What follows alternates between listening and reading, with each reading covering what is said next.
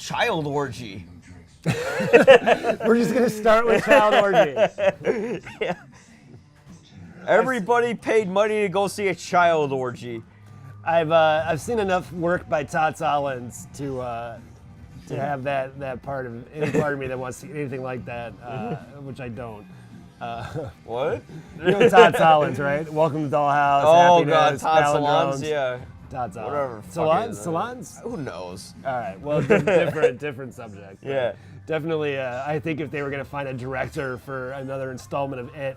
Oh God, that would be Solondz might be fucking the scary. right choice. That would be very scary. Fuck. Imagine if Philip Seymour Hoffman were still around As Pennywise? Playing Pennywise. Oh my God. I could definitely see You that. want to come in here? They float. They're like, ah!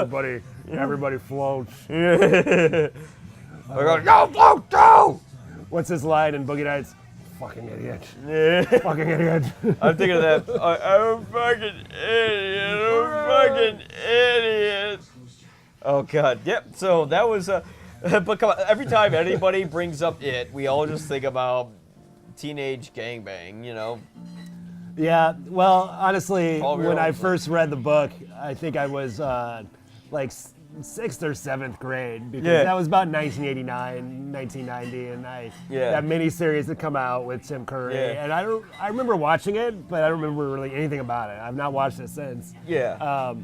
And I've been reading the book. I'm reading this book, and it's cool. It's like got a mix of sci-fi and horror to it. Yeah. It was interesting. But then I remember getting to the scene where these kids are all having sex with each other and all, And it's like 10 pages long. Yeah, and this in the movie, it's played by this really great actress. I really loved her in this movie. I don't remember her name.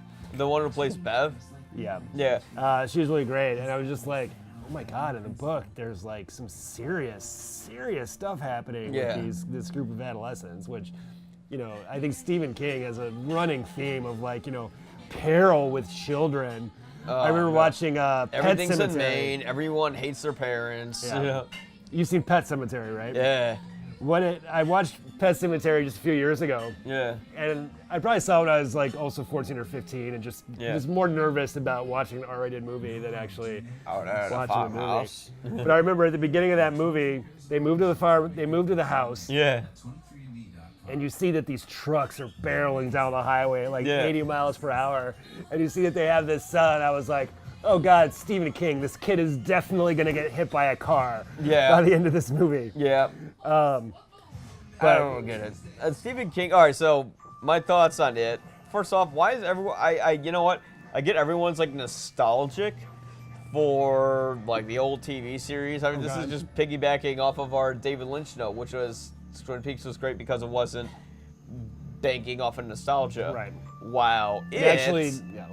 Totally did. And like just a lot of the directorial choices. Like I don't know if you've seen the director's other film, Mother, but Mama. Yeah, whatever the fuck. Yeah, Mama. I did see Mama, yeah. Yeah, Mother's a different film. Like Mama, that was just like it was just a series of cheap jump scares and character development that was boring. And that's how I felt about it. Like, yeah, there's character development that's similar to the book. I guess it took some liberties. It's been forever since I read the book. And I don't know, I just didn't really care about what happened to any of them. Like, the only thing that stood out was that it was gory, unlike the TV movie, because of censorship reasons. And I wish they gave Bill Skarsgård some room to actually do his performance as the killer clown. Yeah. Because, like, every time you saw him, like, he'd be there, and then it would cut to, like, a jump scare or, like, fast motion of him going on the camera. And you're just like, again? Like, it just got humorous to a certain point. Yeah, I think I had I'd gone to see it with a friend of mine, and we had initially planned to go see Annabelle Creation. Which was a movie that had gotten some decent reviews, so I was like, I would be really interested in seeing this. Big fan of The Conjuring. Yeah. But honestly, I wanted to go see. I didn't tell her this, but I really was trying. I was kind of pushing for it. Yeah. So I wanted to be part of the conversation because it's such a successful movie, and I do like a good horror movie. But like, I would equate it to like, in terms of like the horror genre, or at least big budget horror movies, like. this is one of the best looking horror movies I've seen in a long time. The cinematography? The cinematography. I'll agree I with thought that. in terms, if I do have no recollection of ever watching the miniseries. Yeah. And a vague recollection of reading the book. I watched it for the first time like a day before I saw the movie because I never saw the miniseries straight through because I always just thought it was dull. Like, you know, it was really cheesy 90s campy stuff. And I remember as a made a kid. TV movie, yeah. Yeah. And I just remember, like, as a kid, I saw it and everyone's telling me, like, how scary and creepy it was. And I'm like, I don't think so. Like, Tim Curry seemed to be having a lot of fun with that role. Absolutely. He was having a blast. Tim Curry's great. He's probably the best part of that. Oh, yeah. This is amazing. There's a great interview with him recently. Like, I know he's had a bunch of strokes and he's paralyzed, but this girl was, like, interviewing him, and she had this very voluptuous dress on, you should say, right? And she's like, "Hi, Tim, how are you?" And his eyes just go straight down. He's like, "I'm great. How are you?" How you do, I? Yeah. See, you've met my... It's like he still got it. Candyman. There you go, yeah. Oh, don't get me going, Rocky Horror Picture Show. So, I enjoyed it. I thought it was entertaining. Yeah. I thought that they made the imagery was really exciting, and it stayed with me a little bit. Yeah. But I will tell you this right now: there was not one moment I thought was scary. Yeah, I did not get scared during it. I was not scared. I thought the performances are great. Yeah. I thought the actors were great. I thought it was really cool to watch a movie where 12-year-olds are like dropping F words. And like they have a rock fight, which was probably my favorite part of the movie. It was a real rock fight Just too. these kids pelting each other with rocks. Like the fucking bullies. Whoa. Like that. I mean, talk about two-dimensional bullies in every Stephen King book. Like they literally take a knife and carve like the fat kid's stomach. Like holy shit. Like I've had bullies in high school, but they never went that far. Jesus. No, I think the worst that happened to me in junior high was a deep pantsing in the locker room. Yeah. You never got like cut with a knife in the No. stomach. I had there was one kid in junior high who definitely had a knife, Yeah. but he was telling me he would only use the knife to snort coke. Yeah. So this was seventh grade. He's probably a winner now. If that says anything. I don't know what happened to him. His name was Gary. If anyone knows Gary from Boone Junior High School, I won't say his last name. Maybe he's watching. We could just censor it. But he always wore a leather jacket and no shirt, so he was definitely Douche. definitely a bully from a Stephen King book if I ever saw it. Yeah. I'd say so. But yeah, I just thought it was like, it's made so much money. And I don't get why everyone was so excited to see this and smashed records. Otherwise, I wouldn't be still talking about this film. Yeah. I just don't get. Now I can't say it without a horrible pun in my head, but I just don't get it. You know, it's just. I see the appeal of it. People like, and I think actually, in terms of like, if you're gonna get a huge audience for a movie, I mean, you look at like the Transformers series, where these movies are critically lauded. Yeah. These are terrible movies. Yeah. But they make a ton of money. In China. And only in China? Mostly in China now. Oh, yeah. okay. Well, you But in might the have me on U.S. that. a little bit too. Yeah. Yeah. I've worked on that But movie. Michael Bay's the Antichrist. People love horror movies, and Yeah. I think as filmmakers, we're both filmmakers, that there's a lot of opportunity. Yeah. You can make a horror movie for, on a low end, $500,000. Yeah. If you get that thing in the theaters, people are going to see it. Yeah. Because people just love to go to horror movies. It doesn't matter if it looks as good as like a $8 million movie like It, Yeah. or at best, probably one of my favorite movies this year, Get Out, Yeah, that was a great which movie. is brilliant. And it was made for $3 million? And that was $1 million? more of like a Get Out was more of like a comedy / horror, and it blended it so well. Well, yeah, but they did everything so well with that movie. Yeah. And I mean, big surprise from Jordan Peele, who Yeah. you know, the other guy, Anthony Michael Key, is that his first name? I don't know. Keegan Michael Key. Okay, yeah. He's more of the more like recognizable face from Key and Peele. Yeah. And to see this guy Jordan come out and make such a great movie with such a low budget, and make so much money, it's really just a huge huge improvement for the horror genre. But I mean, you could really, I think there's opportunity with genre movies to really make original movies. That's not happening in Hollywood. I don't think It is that movie. No. But I think It is.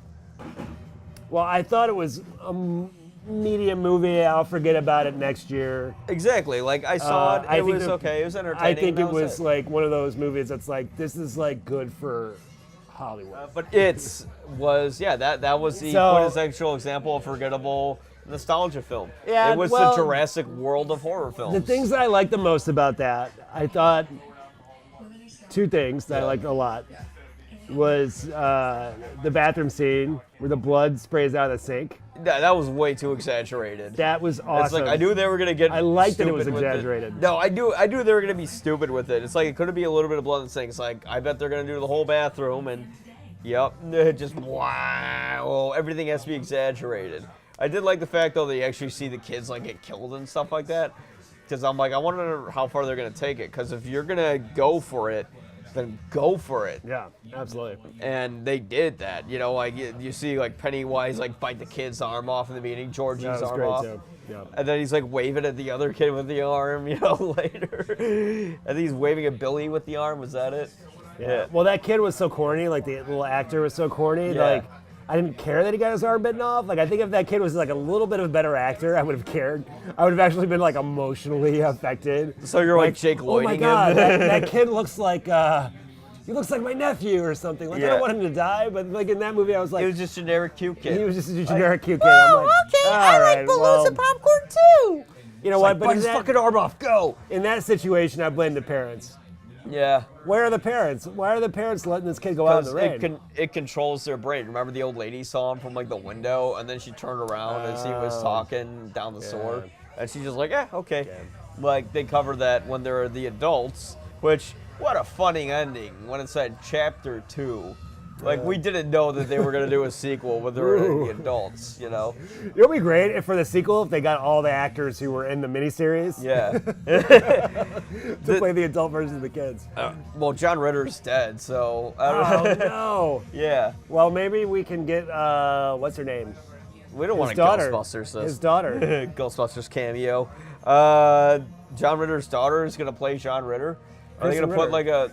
No, she'll play the redhead. That's not his daughter. No, they're already. I know who they're gonna pick. Jessica Jones. That's not John Ritter's daughter. It's not. No. All right. I looked it up because I thought it was too, and I'm like, I don't wonder how she got the job. It's like, no, she didn't. Oh, okay, good. But no, it's like, it's just. I just thought it was forgettable, fun horror movie that's going through waves of the horror. Like everything, like since Deadpool, like R-rated is popular again, which is awesome. As it should be. Yeah, like I'm sick of. Well, mostly because the theaters don't give a shit. Because I went to go see Logan. Yeah. And there was 3 6-year-olds in the audience for Logan. One of the most violent movies I've ever seen. Ever? Oh, absolutely. I don't know about ever. Like it's far from that. It's up there. But I mean, Logan was great because that was a movie that didn't give a fuck. So like, we're gonna go to the farmhouse and we're gonna have the family, like the Hawkeye moment. Nope, everyone dies. It was great. Well, one of the other things I found really actually probably my favorite moment of the movie, which was just like so elementary. Yeah. Is that when they finally at the end when they went down to the sewer and confronted it.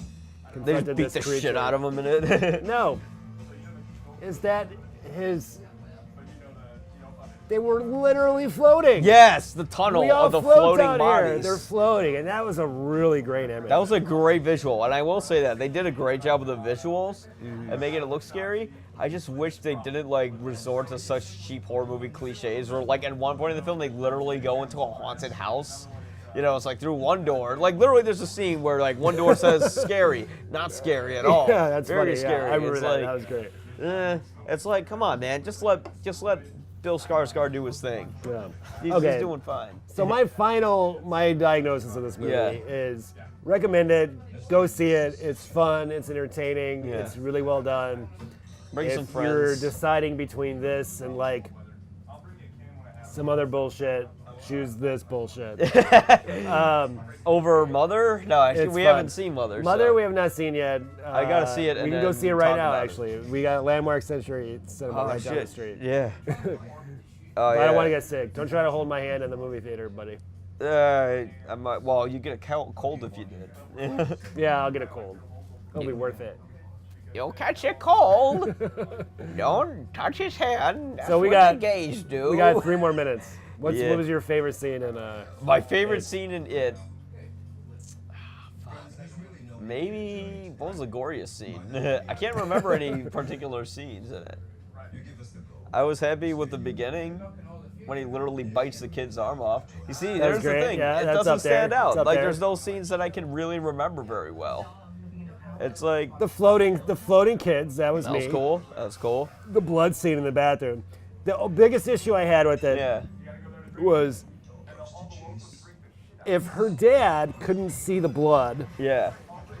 How's he not slipping in it? they can all see it and they clean it up. Yeah, they only see the manifestation of fear that's in each other's minds. Yeah. So why clean it up? Because they could see it, and the dad couldn't, so they were able to clean it. That was a long scene of nothing.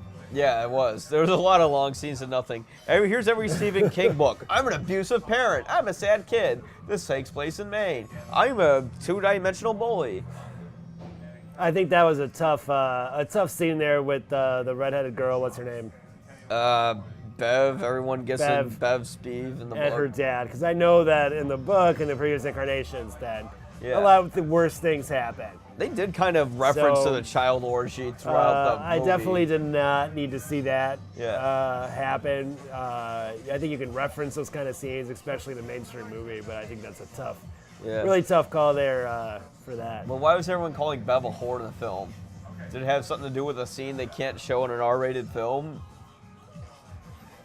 Well, I think it's because in the book there's a 10-page orgy scene Yes, between those kids. but they can't say what it is, so they'll just call her a whore because everyone in the theater's knowing they all fucked her.